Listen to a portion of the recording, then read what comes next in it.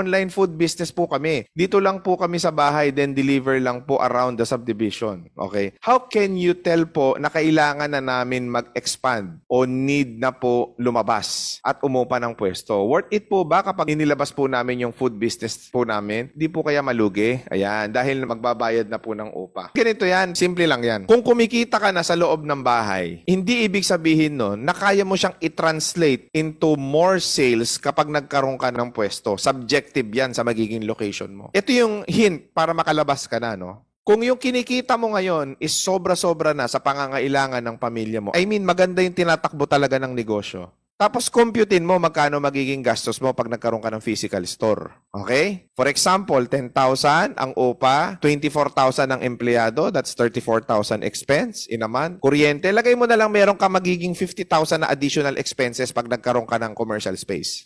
Okay? So, yung 50,000 na yun, tignan mo, kung sa loob ng bahay, umo-over ka ng ganong kalaki.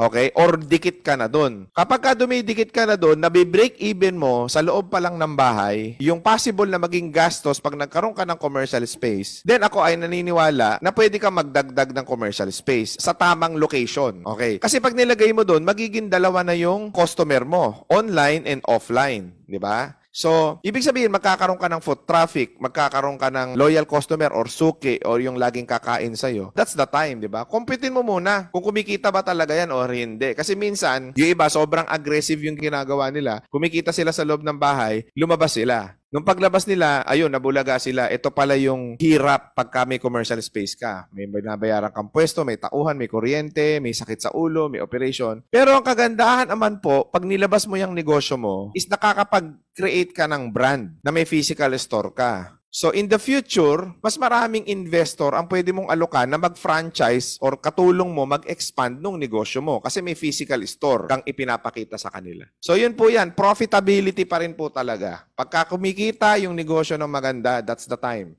Diba? That's the time. Pwede ka magdagdag ng commercial space.